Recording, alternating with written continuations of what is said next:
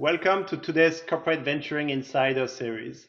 I am so happy today to have Francesco Di Lorenzo from the Copenhagen Business School. Francesco, welcome. Thank you very much, Nicolas, and good morning to you. So, Francesca, I like to ask how people got into corporate venturing. You've been studying corporate venturing, you are passionate about the topic. Tell me why.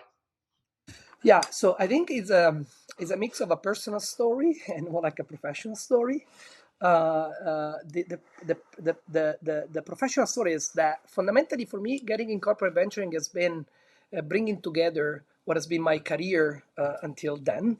So first of all, I entered into this field approximately 10 years ago. Reason why, because I started my career in consulting. So I did quite some consulting, especially in large firms, strategic and financial. So that made me learn a lot about how firms works, and particularly was about creating new solutions in financial sector. So there was this trigger for innovation, right? Then the second block is I've been always curious about entrepreneurship. So I didn't even know that was called entrepreneurship back then, but the idea was like starting something new, and I did it during my university time. I did it with my friends in my neighborhood. So there was always something about creating ventures. Okay. And then, which I also experimented myself with a few personal entrepreneurial experiences. And then, as a third element, there was this idea of the dialogue. So in my PhD studies, I got very fascinated by the work of Schumpeter, Arrow. So all these economists or sociologists of economics, they somehow put a lot of attention in the interaction between large firms and new entrants, so startup, and how the economy get affected by it. So I was really fascinated by this dialogue between the two. So at some point, and this is on a personal note, I was actually giving talk around for my research that initially was about inventors' mobility, right? And then someone was across firms, right? And how competition changed in that sense. For example, if a Google engineer moved to Samsung or the other way around, right? And then someone told me, hey, but you know that some of these people actually go to startups themselves. I say, yeah, I know. But do you know that actually some of these people get even money from the previous large corporates? Say, no, that's kind of new. So I started to actually over dinner with this colleague who then became a friend and a co-author. So that's the more personal note.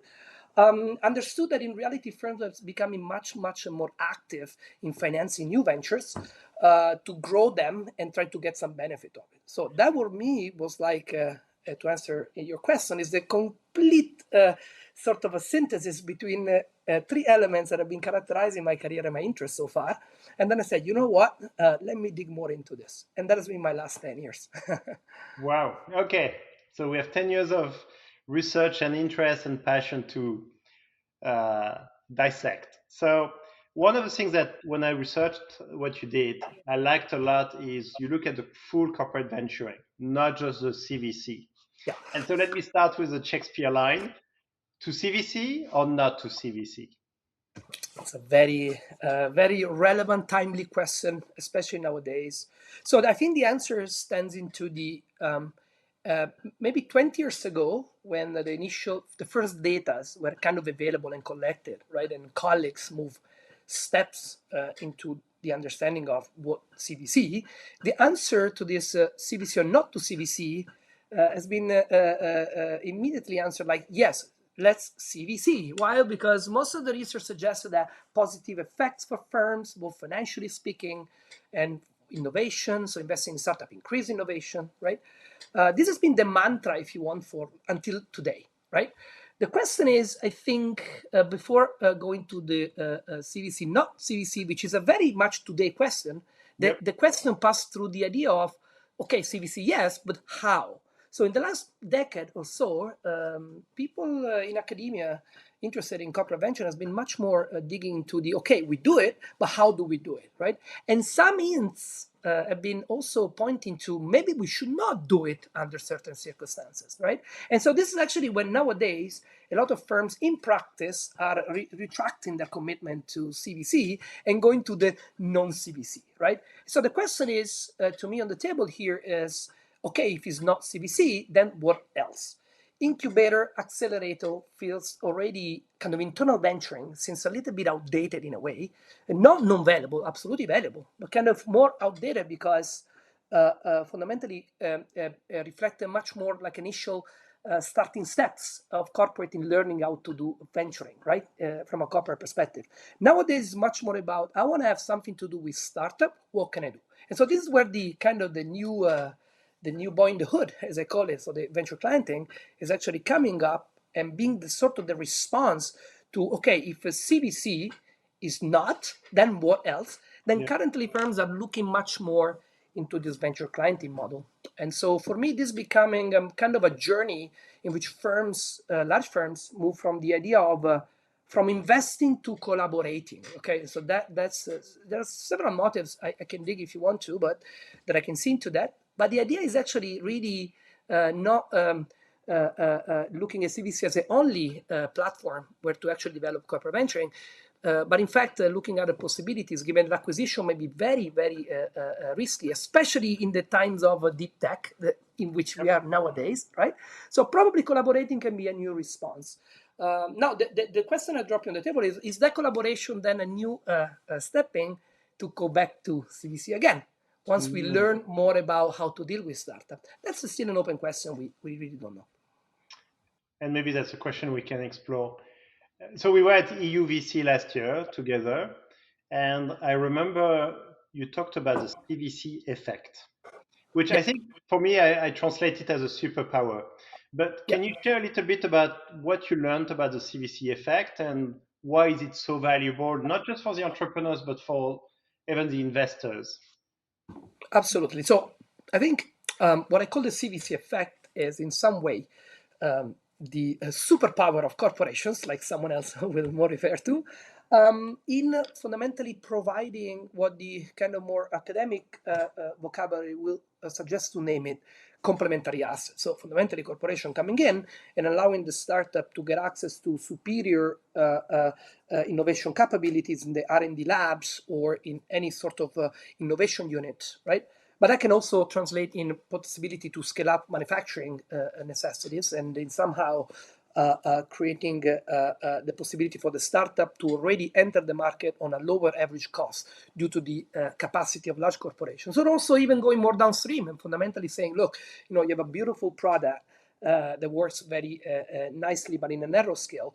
Can I actually scale it in my commercial channels? That's typical of fintech, for example, right? So especially in the B2B. So now this is what the CVC effect has been meant to be defined for a long time, and that's what I'm referring to, right? So this idea of transferring. Now, interestingly enough, is that this CVC effect has been for a long time kind of a black box. So we just assume that CVC investing will drive all these resources to the ventures and will drive learning back to the corporate. But does it actually happen? Well, on average, data suggests yes. But then the interesting question here for a strategist is how does it happen, right? So there must be channels that may be more powerful than others. So in my own research, I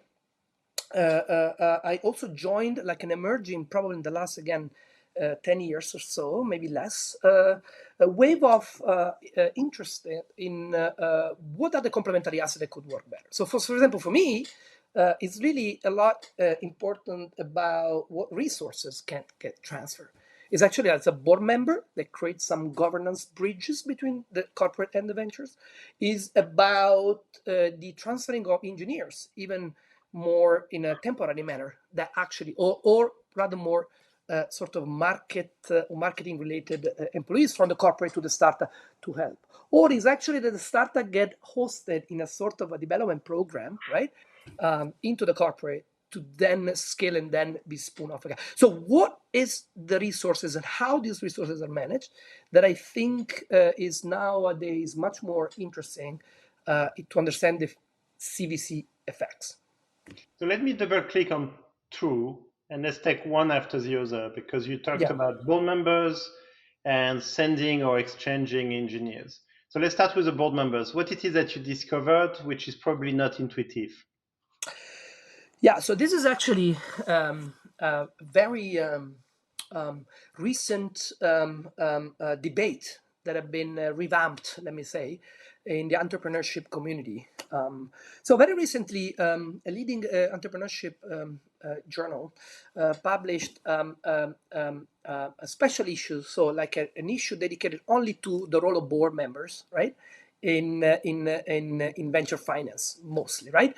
So the one focus on the role of corporate board members, so meaning board members in startup that comes from corporate investors, are actually creating a lot of dilemma-based reflections. Because on the one hand, the board members will be sitting in the venture to make sure that the venture goes toward success, whatever success means for the ventures. On the other hand, that success cannot necessarily come at the cost of the interest of the corporate. So that's kind of the dilemma. And I want to clear immediately this.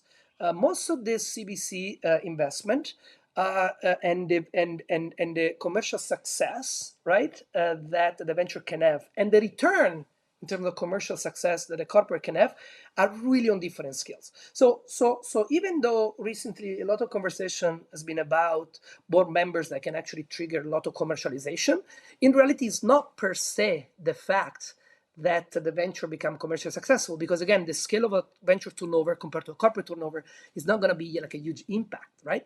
In that sense, right? Even if you consider the return on equity, because usually the equity share of corporate investor is really not that much. So that board must be there also for other reasons. Okay, so that's when we dig a little bit more into it, and we try to understand how would they work. So I'll give you a couple of insights we have from a recent research that we are really fascinated by the results, and counterintuitively so. So first of all, boards tend to be much more effective in later stage when it comes in somehow to trigger much more commercialization in ventures. Okay, but in reality, that kind of idea is not really seen systematically in the data. In fact, a board associated to late stage investment in CVC in ventures creates actually lower level of commercial performance, as opposed to a venture that get a CVC investment without any board. So the board is actually this double-edged sword, because they said, okay, so why do they come in? So this is very consistent with the idea that the board might come in to still understand how to learn, technologically speaking, from the start, right? So what we do is digging more into it, and we see the interesting dynamics that, first of all, later stage investment in startup by corporate that get receive also board members, so is a sort of a decision makers into the venture, are much more associated to less CVC coming into the cap table after the board is assigned to one CVC. Current more minority corporate investors are in somehow more likely to leave. We cannot prove that they get pushed out, but in somehow are more likely to leave, right? And interestingly enough, we try to go down to the mechanism and say, okay, but if you're learning, something should change in the startup. And we observe the third element is that these startups that give board to CVC investment in later stage, they tend to reverse back to hiring much more engineers than marketing or business profiles into the startup, which is kind of, Nicolas, a little bit counterintuitive, because in later stage, commercialization should be Go the to mantra, market, right? scale. Exactly, go to market, exactly. But in reality, it seems that there is this association between board member given to CVC in later stage investment and going back towards more engineering, re-engineering the ventures in somehow. And do you see a difference between board members from the CVC versus board members that comes from the corporation?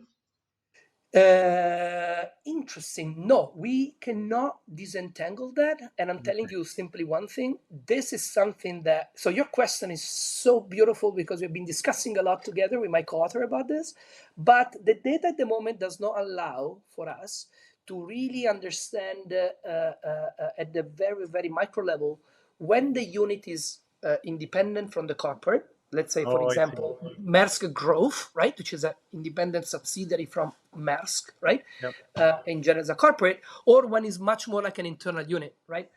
So that's one thing. The second is that we cannot observe directly the allocation of the employment of people within the unit. That is a little bit the future that we see I we have see. to go to. And do you see the difference between, or does your data look at board member versus observer? Because the fiduciary duty is different. Sure. This is also a very important distinction that we reflect about it. What we can, the answer is no, because we don't know. We should look. So to have this fine-grained analysis, we should actually go to survey every single venture throughout the time. So that become obviously right. The trade-off between a survey and like a large panel data. So we're not. But what we can do, because we thought about the problem, is we actually take into account the share that the corporate gets into it, assuming that the higher the share, less More likely likely. less like an observer position will be given, much more like an actual decision maker position. So with full rights in that sense. So as you can see, first of all, to answer your question about the board this is a kind of a bittersweet or double-edged sword type of governance structure between venture and corporate investor, because on the one hand, the venture wants to have board from the corporate because it will make much more relevant and salient into the corporate strategy, because now is the board sitting, so you have a channel to go to and you can actually channel your voice. On the other hand, you kind of bring a little bit the wolf in the kind of a red hat grandma house because there are kind of a different incentive that might drive this person while sitting in the startup. And so what we uncover here is that this tension might actually be captured by at the cost of some commercial development that will rather go towards innovation effort that is actually what the corporate is mostly interested about. Right, so this tension deserves much more attention in our opinion. Very nice. Now, one thing which you mentioned, and I want to touch now, especially we don't do it at TDK Ventures or TDK. So I'm even more interested to know, because you basically made the point this is valuable, is sending engineers or exchanging engineers. Can you describe first what that means, and then the benefits to it? Absolutely. So human capital, let's say in this way, right? That's how we name it. So fundamentally, people with skills are the one that run the show in the sense that this picks up on a general idea that individuals are, so firms are not black box or an empty box, right? So they are driven and developed by individuals. So who are these individuals that run the show, right? So when it comes to corporate venturing, one of these resources that can be given beyond the money is actually human capital, right? So if the startup has a problem and the problem stands in the engineering part of it, right? Providing money that will make the venture able to buy engineers out there, right? But will be those engineers actually trained enough? Will be the engineers, they will have the money enough to hire those engineers? So there's going to be a lot of problem in the labor markets in somehow that will not solve the problem of the startup, which is today, I have this problem with this chemical compound. How do I actually push forward the program, right? So corporate can actually share along with the money engineers, meaning providing an investment of any sorts of amount, right? But I can also put into the contract that some engineers from the corporate, for example, Intel, right, or Pfizer, will be stationed in the startup in order to create a sort of a bridge between the knowledge of the corporate and the necessities and the needs of the ventures. And then they're going to try to solve together the problem. So the double effect here would be that the ventures receive primary or top-notch engineers trained by large corporations, right? So usually having big scope of the problem and trying to be applied to their own problem. At the same time, they don't have to hire, so kind of spending potentially a lot of resources to attract these talents, right? Of course, they're going to send them back or see them going back, but the knowledge will also stay in the venture because there's going to be some transfer across the different engineer teams.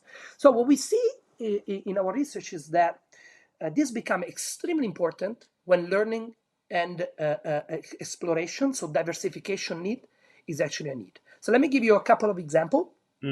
So corporate that they station engineers in new ventures, and these new ventures might actually even be corporate spin-out, intended as ventures that have been created internally that then has been spun off right, to create some new business. We do at TDK. So Exactly. yeah. That's why I mentioned, because it might be relevant for you. These are actually ventures, right? That have engineers that once stationed, they become, first of all, much more independent from the previous innovation programs that they were developing when in the corporate, meaning when they patent, they actually trying to look at other sources than the one they were looking before, and also other sources than the one belonging to the corporate parent that stationed them in the venture. Okay, but second, and more interestingly, they are much more likely, right, to look at new technological domains and therefore exploring possibility to diversification. So if you're a corporate, therefore you free your engineers into ventures, right? You actually get a double effect.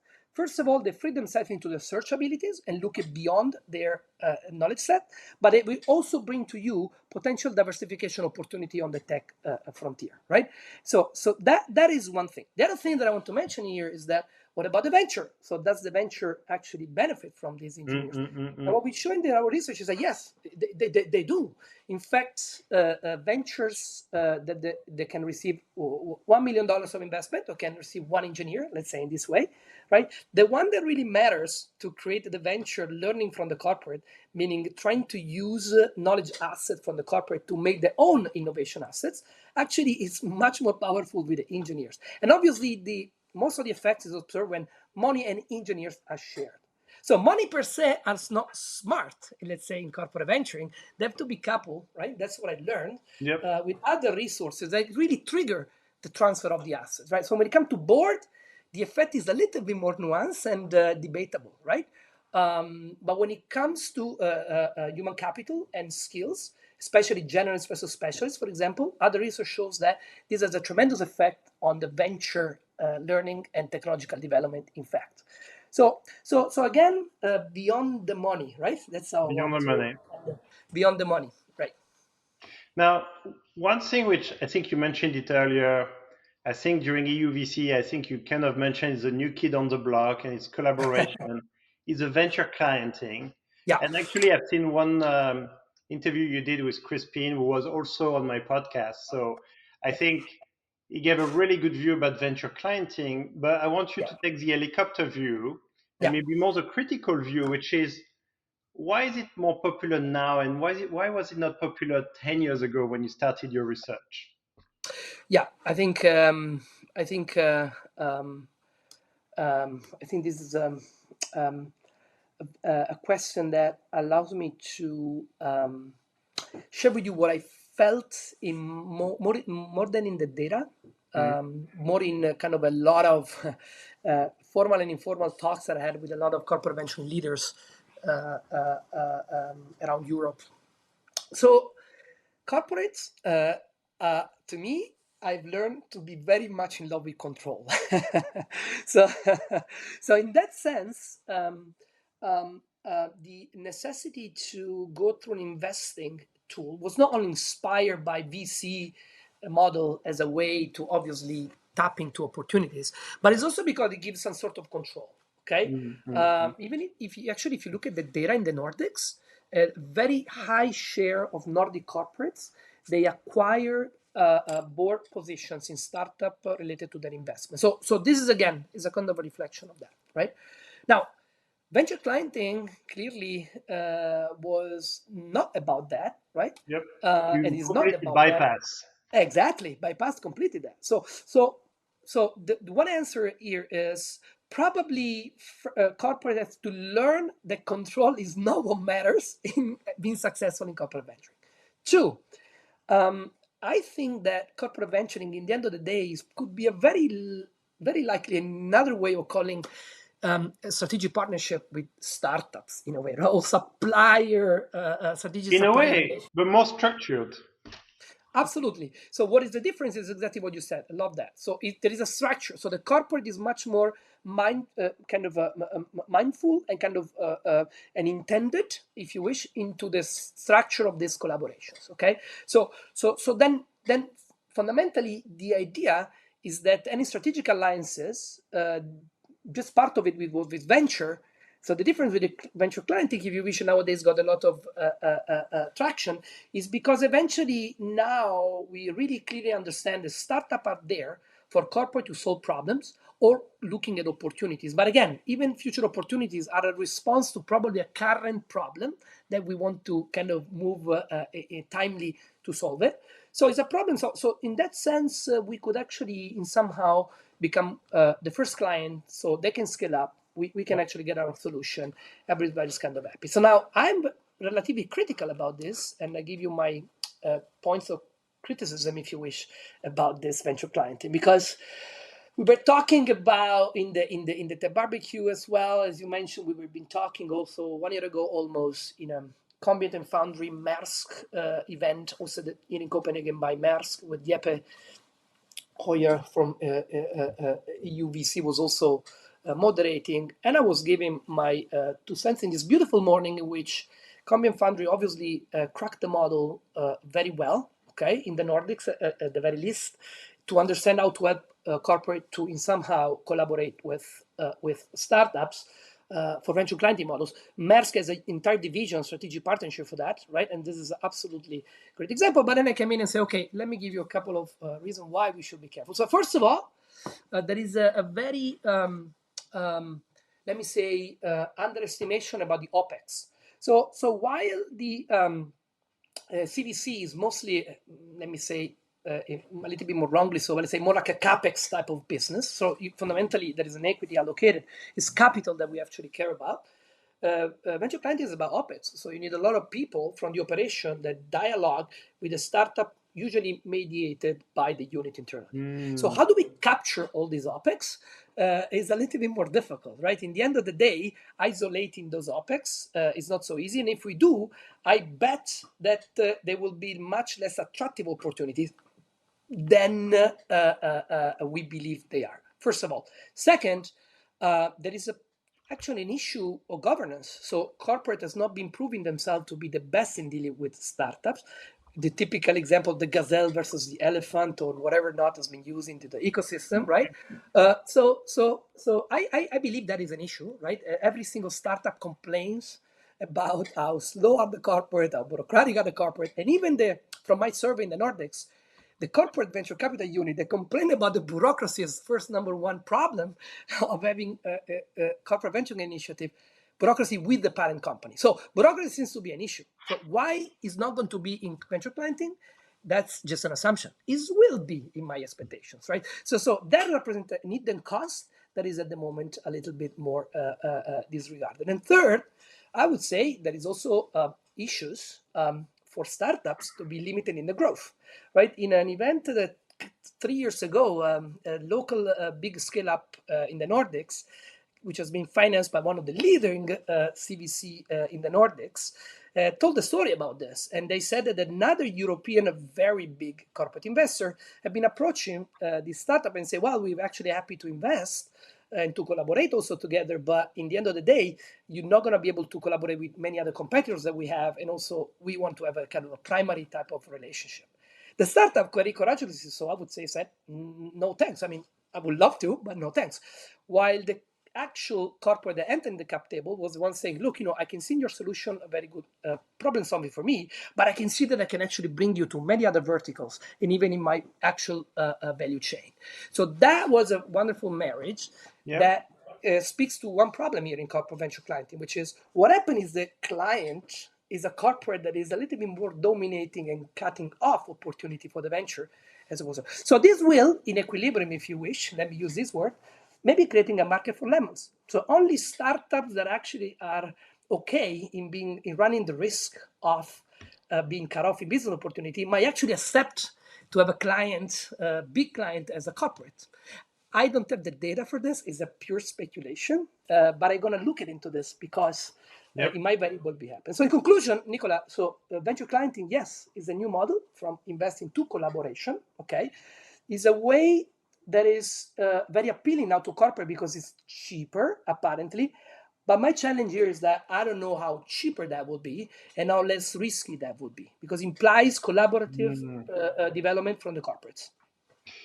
I think there are quite a few golden nuggets, but I'm going to try to reframe it in a way that I understand it from you. One is, I think, this OpEx, CapEx, but what's interesting is that the venture clienting is kind of a hidden OpEx. It's not clear, it's not all allocated necessarily to the venture clienting unit, but actually probably across the organization, Precisely. right? But if it was measured in a very strict way, it's not obvious to your point. While in a way, CVC is extremely visible, OpEx maybe small for the team, but definitively visible for the CapEx. Whether Yeah. you're from the balance sheet or away from the balance sheet is very visible. So I think that that's one thing. I think one reflection I have is also, if you think about corporate VC, it's about unlearning what you've learned to be best practices in corporations, which is in corporations, you learn to act according to a distribution law type of outcomes and consensus and decision making according to that. While venture capital is power law, very, very different, conviction based. So you need to unlearn. While venture clienting, the way you've described it, sounds to me like this is what corporations know what to do, how to do well, and it's about putting the structure to actually even optimize further, fine tuning further that process. I completely agree. I just want to add one thing, one another layer of complexity. Oh, go for Once, it. yeah, once a unit gets established, whether we call it venture clienting, we call it venturing, we call it a strategic partnership, it doesn't matter. Once a venture clienting unit gets established, it will have its own incentive to survive and necessities to survive. So that means that the KPI, which is another huge topic in corporate venturing, that we should probably say something about it. That will actually create a potential risk because the incentive of a strategic partnership unit will be to create those partnerships. That will be the first KPI. Have you created any? Have you solved any problem? So what I learned informally, talking to quite some of those unit, the more or less successful, and then there is this push versus pull type of approach, right? Is the unit that goes to the operation and say, I think you have this problem, and that's a solution I found down there. It's called Venture X, and then what you should use. Or is rather the operation that they go and say, this is our problem.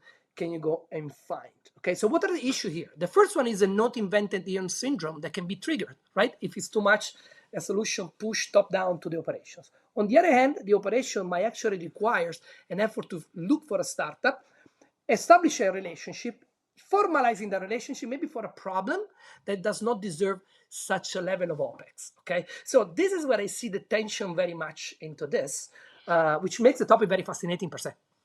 I think I will add one more layer, but I think it's linked to what you just said. If you think corporate VCs, it takes a long time to see the result. Yeah.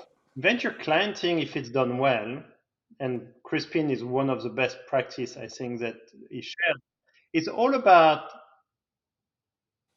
maybe it's too simplistic, but quick wins. You find good partnerships with the startups and you get these partnerships, and if you do enough of them, you're going to have success stories quite early on. On top of that, you're probably going to build friendship with different business groups who are going to be repeat customers in a way. And so while on CVC, you may actually end up being challenged for not bringing results after 4 years, which is kind of the half-life of a CVC. Yeah. Venture clienting has probably more chance to show results over time, multiple times, and get Yeah. these repeat internal customers, and therefore potentially be more resilient Yeah. than even a CVC could be. Yeah. That is one issue there that I see, which enrich even more your very clear description of the dynamic, is incremental versus disruptive innovation. So CVC by nature has the chance to look for the explorative technologies, to look for what literature refers to the windows on technology, right? So looking in the future, right?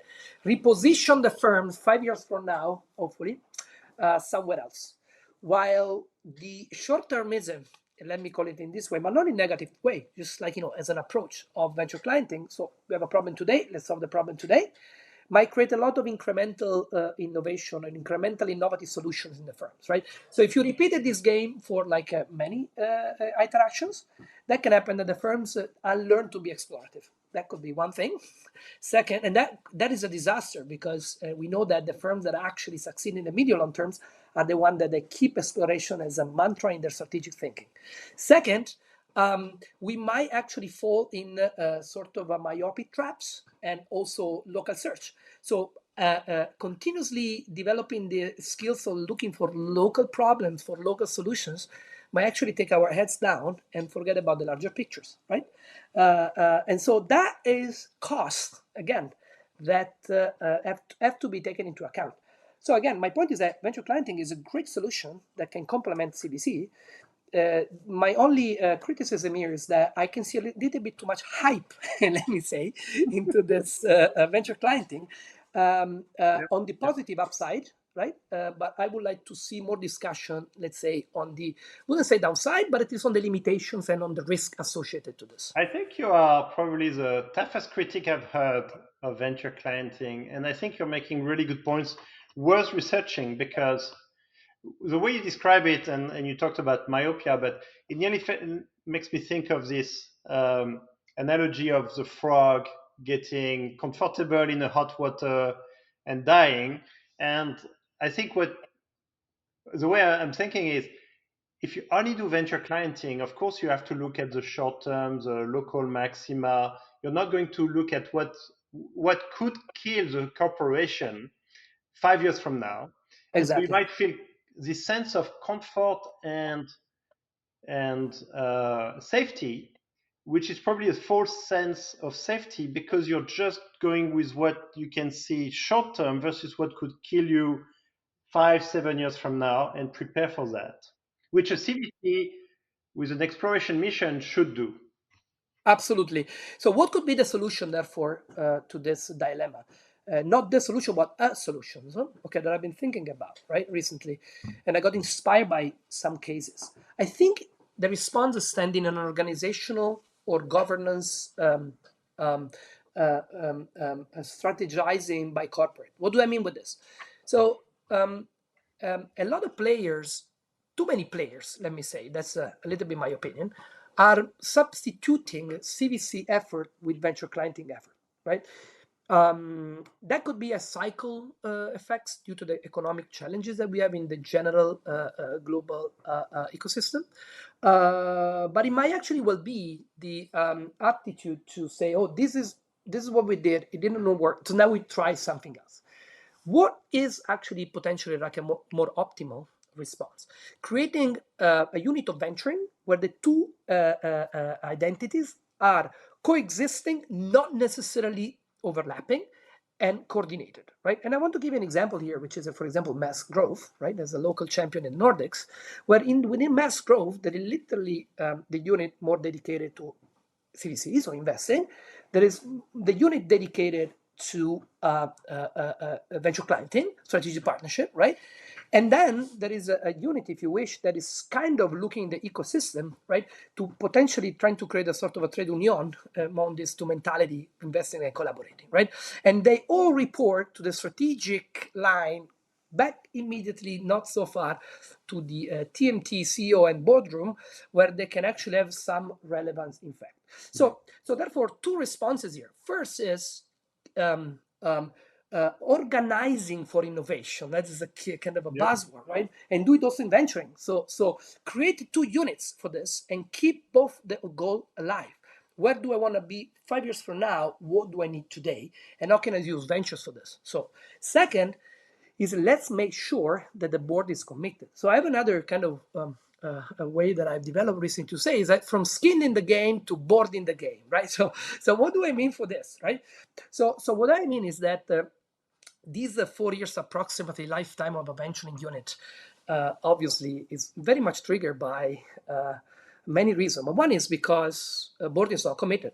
And when board is not committed, as we all know, things might go down very quickly and change the operations and the organizational structure very quickly, okay? Now, what happens if you look at a long-standing unit of venturing, for example, BP Ventures, right? So these ventures, or even Maersk, these are I don't know if BP Ventures is the best example now. They just Well, changed the head of ventures. absolutely, but what I want to take of that one is more there's been like a 15 years, like a 10-year plus unit in the corporate, right? Yeah, yeah. And obviously now triggered by a lot of kind of a general global issues, but per se the unit has been long-standing, right? One of the possibilities, and I cannot sign up this one in necessarily because I don't have any statement by it, but I would bet a dollar, as you say, that this is fundamentally because the board has been backing continuously the venturing strategy. And this is what I observe continuously. So the longer unit are the one that moved from the skin to the game, meaning let's do venturing, to the board into the game. So the board feels that venturing is part of their strategic development, right? Mm-hmm. And so that is actually therefore also fundamental when we redesign venture clienting into the portfolio of venturing initiative, of corporate venturing initiative, as something that do not necessarily substitute, but it can complement the overall strategy depending on what we want to do and how and why we want to use it, right? So these are the most example. Now, of course, Nicola, this is actually taking a lot of resources commitment, and corporate might not be always be open to do that. So then, once again, is an organizational dilemma that is created nowadays. Very true. Now let's shift gear into some of the audience are thinking about starting a corporate VC unit. Yeah, Some will be the CEO of a corporation thinking about yeah, getting someone to start a CVC. And it's not easy to start. And you could no, decide to have a team that learns how to do it. You could decide to recruit people who've done it before, recruit people who are from VCs. But you also have intermediaries yeah. and and even VC funds where the corporation could be an LP so that the team learns to do the role, the job. How do you think about these intermediaries, especially when you think about maybe a choice to be an LP instead? Yeah, team formation. I think this is a, um, a very very relevant matters because again, the research that I can refer to is research or evidence is reports in general. Knowledge that we have, wealth of knowledge we have about corporate venturing, is mostly about what we can observe, right? So it's the top of the iceberg, that is the below the waterline, right? I've been talking. One of the beauty of being here in such an exciting, hyperly innovative, and hyperly entrepreneurial ecosystem like the Danish one, there's also is not that big. So I actually had the chance to talk to a lot of people around, and I'm telling you that my anecdotal evidence about why corporate eventually want to start but do not start. So what are the frictions and limitation to do this? Is back again to the problem I mentioned before about the board into the game. That could be a very important resistance. Second is about control. Firms that are really active in M&A activities to find solutions for their operations, they might not be willing to wait. Okay, and third is also a capability issue. Yeah. Do we have internal capability? So meaning people able to run this. So now, if you look at for example, the survey that I ran into the Nordics as a project a few years ago, um, two units out of three recruit internally. Okay, they're venturing people. Okay, into the unit that they create, and only one third actually kind of look at externally. And most of the time, right, one or two times they fall under the leadership of the business development area, right, or R&D, right, as opposed to rather more the financial or others. Okay, so that speaks a lot to the fact that a corporate that is willing to start, probably the initial steps must be seen into these areas of the firms, right? Business value usually report to the CEO. So fundamentally, is in the what is the strategy of the firms in 1-3 years, right? Or what are our innovation challenges? There is where we probably build a sort of a case for having startup as a counterpart dialogue in finding the solutions. The other things that I can see as sort of resistance is that most of the company that have not started, so what does it take to start, is do we have the money? What do I mean for this? Mhm. If you look at the average ticket, okay, of a corporate, it's not that big if compared especially to a VC.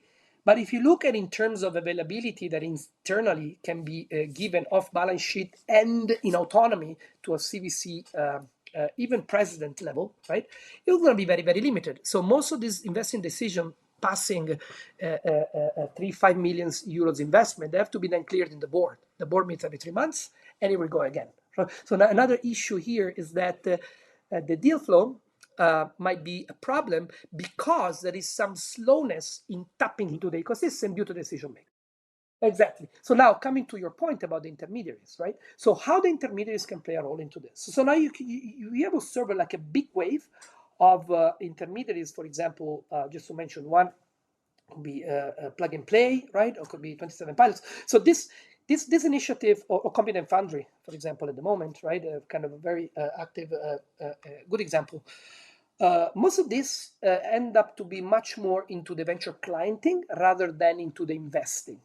The investing part has been much more taken by the VC, right? That obviously knows how to invest and therefore offer the corporate to become an LP, right? Yep. In order to push forward. But this is my point, Nicolas. So is being an LP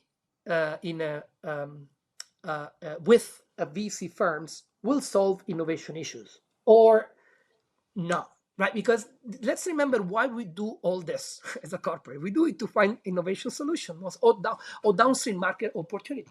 But if a VC brings us in a Series A or in a pre-seed is maybe too much. Let's say Series A, right? This is a sweet spot, but are we actually getting any benefit? Because in a Series A, the technology might already be developed to be reshaped by the corporate and having opinion about it, but the market is not closed yet, or the big market, let's say, to scale them up. Now one could say, well, you can come in a Series B, but which corporate has money for a Series B? So you see, then we enter into this kind of chicken egg problem, if you wish, right?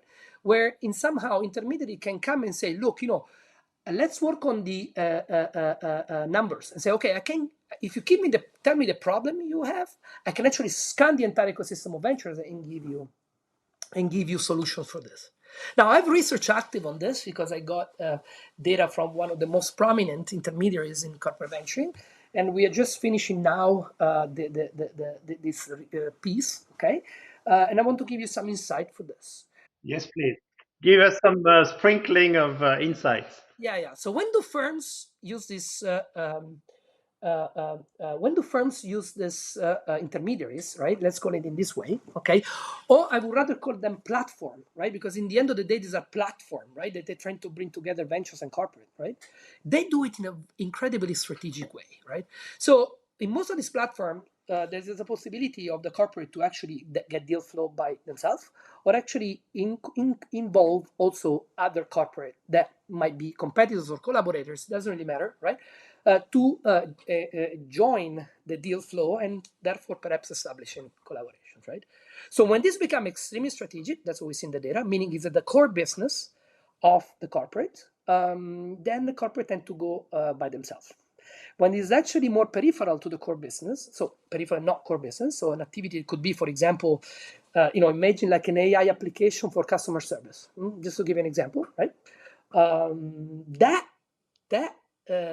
is more likely to go in conjunction, so in collaboration with the other corporate. So first of all, collaborations that intermediaries or platform for corporate venture might create possibilities for firms to de-risk in a way, but then you also give away part of the returns. But by the way, those returns are not core per se. So are you really using it for the same strategic intent? It depends. And then you can see that this become even more likely to go with other corporates, so join forces in creating deal flow when the startup are very early stage and when the technology is very early stage. So there's a lot of uncertainty. So yes, intermediaries are good in creating deal flows.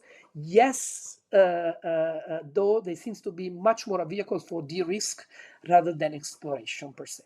Okay, because therefore having one corporate with many startups does not solve the problem, right, of how to collaborate. And most of these intermediaries do not really offer strong support in how to collaborate. Yeah, they can set up the venture unit, fantastic, but then it's like, okay, these are the keys. Here we go, right? So again, some clever one, I would say, without mentioning necessarily any. Few of them are actually going down to the, okay, but let me take your hand and let's do venturing together for an extended amount of time so that the routine can be established. Yeah. So this is what we observe in the data, and this is becoming very fascinating because then it means that this intermediary for corporate venturing might create a lot of a kind of collaboration, but competitive dynamics at the same time, right? And so how would they bring, again, is to be seen soon. And so we have some insights about this. So it's interesting. So I don't know which one is in questions, but clearly you have people like Plug and Play, you have Emerald Ventures. I interviewed Gina, so she explained a platform which is truly impressive. But you could nearly argue that it becomes nearly like a marketplace where you have a lot of startups that evolve Yeah. and mature over time. You have a lot of corporates, and they can find the best match at the time where it makes sense. Yeah. Yet, how does that help someone who wants to start a CVC to become a strong CVC over time? Is it like an onboarding value? Is it like uh, putting your toes into the bath before you want to go full in? How would you? What would be the right analogy to think about it? Yeah, I think I can see a few strategy here that I've been kind of advising and promoting when asked.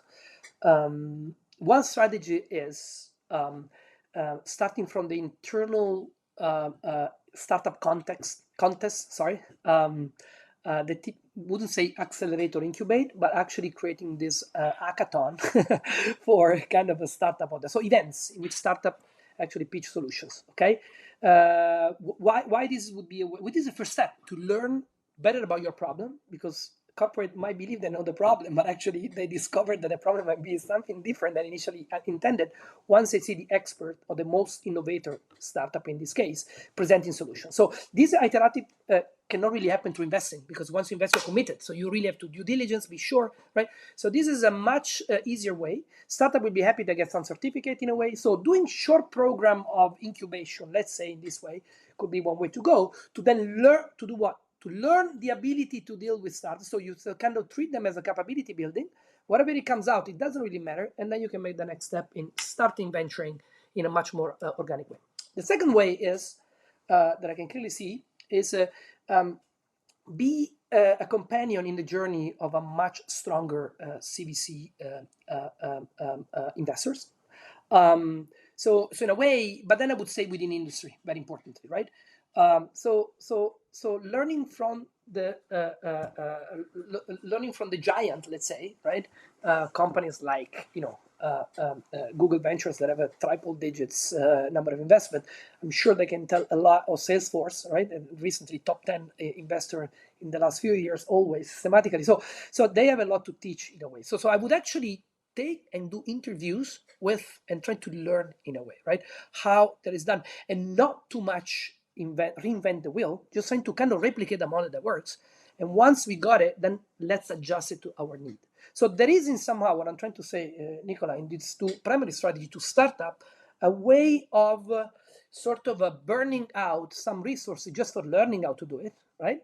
And then do it if there is internal consistency, because the board or the top management team must be happy with you just exploring for a little bit of time. I want to give you a number and example. You know what's interesting is that I think you're describing the startup way.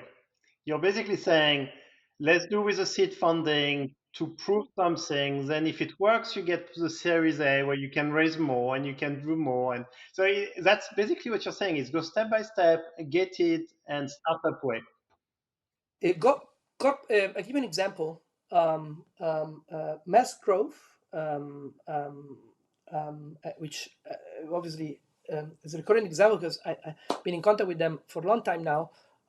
When they started, I remember I met the head of the unit back then. He told me that in 1 year met almost 1,000 startups in 12 months. So if you divide for the working days, especially in yeah, exactly. Especially in the Nordics, that's get 4 or 5 startups per day on average. That's a lot, right? So what does it mean? It means that the Merz decided to pay this gentleman and his own team, right, to simply learn what's out there. That requires vision. That's requires patience. That requires commitment. That can only come from that room. It's also very strategic because you start with a full mapping. Yeah. Yeah. Exactly. So will this intermediaries or platform use? we use it. Yes, absolutely. But I sense that too many times has been used as substitute rather than complements to the internal capability development. Will starting small can bring you big? Yes, but only if there is an intended a strategic approach to the learning how to venture. The third strategy, of course, it can be the LP. Absolutely, the LP is absolutely a great way. But then again, I will look at VC that have a particular eye for the nurturing elements of the VC business. So they really want to grow. And usually also, accordingly to some research we did in the past, these are the ones that the VC usually, they succeed in that way, are the ones that are very vertical in the industry they invest. So the typical VC, which are a little bit more diversified, might be less of a kind of a teacher, let me say, to corporate than VCs that are much more vertical, so they can actually reap much more benefit in the nurturing effect on the venture. So that this is, I think, in the matching of the vertical between the VC and the corporate as an LP, there are a lot of unlock opportunities, right? For again, for learning to then go by yourself. I think the nurturing aspect is something I've not heard before. And so if I push this, do you think it makes sense for a corporation to be an LP to just one VC, or as they onboard and maybe the first 2 years to be an LP in multiple VC funds? Mm. That's a question that I yeah, say if I had to answer this one a couple of years ago, I would say yes, that's the best way. Today I say I don't know anymore. So there is quite few examples, okay, of corporate that created through the holdings, also their own VC that was independently working as a VC, so doing investment, maybe obviously narrowed in the verticals given the holdings scope, but yet a full VC, okay? And then there was a corporate that was actually dialoguing to get some deal flow, okay? I thought that that was what I call like the hybrid model, the best, because then you're your own VC, they do the VC job, they know how to do that thing, but you corporate, you do your thing. So then everybody's kind of specialized, and then there is this unit they're trying to make this to speaking, right? So that is the hybrid model. In reality, hybrid model also has been terminated in many ways, precisely because the incentives are not necessarily aligned. And again, if there is not a macro view on why and how we do this, eventually the ventures that might be more high in returns and therefore very appealing for the VC might not be exactly the one that are needed for the corporate. So in that sense, creating the mono LP in a GP, right?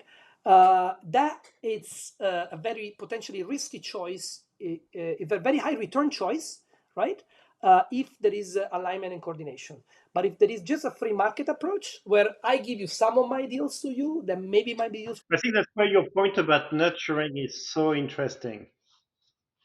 Sorry, Nicolas. That's why your point about nurturing is so interesting.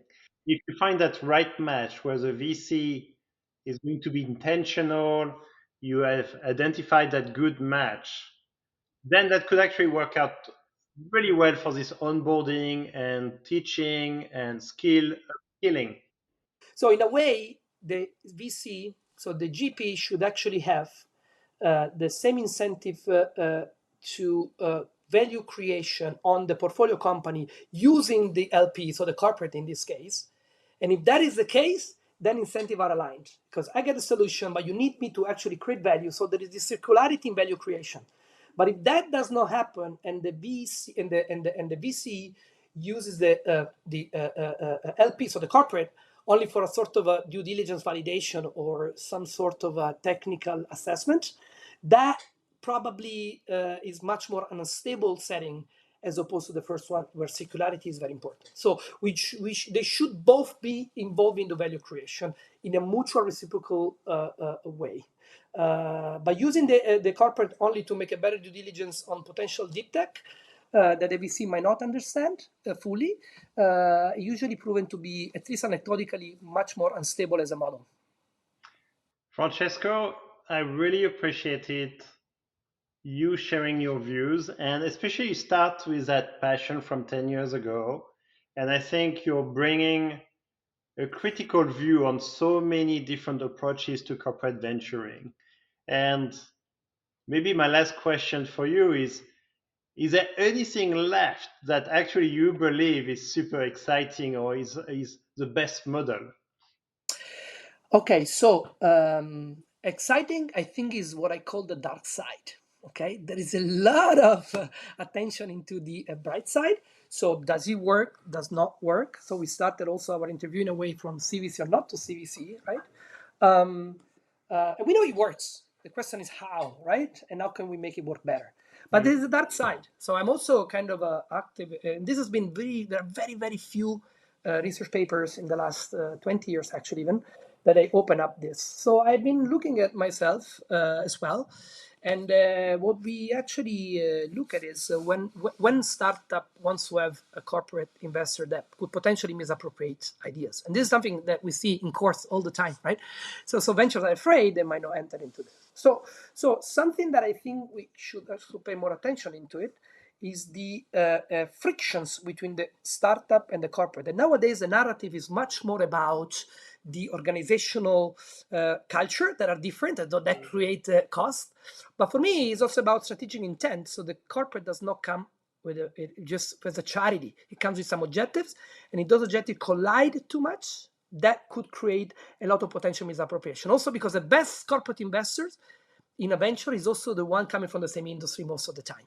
And that can create a potential competitive dynamics that we saw in the data becoming actually possibly an equity investment that is done by the corporate for which they get much more equity for the money that they put, because a startup will be happy to give up some of the equity for less money to avoid the misappropriation effect. So this is a kind of a bad news we should dig into much. And to your last point about the best model, there is no best model yet, but I'm working on it to trying to kind of understand if there is any and what and how that look like. Francesco, thank you so much for your time today. Nicola, it's been a pleasure. Very exciting talk, and yeah, let's cheer to the corporate venturing global community.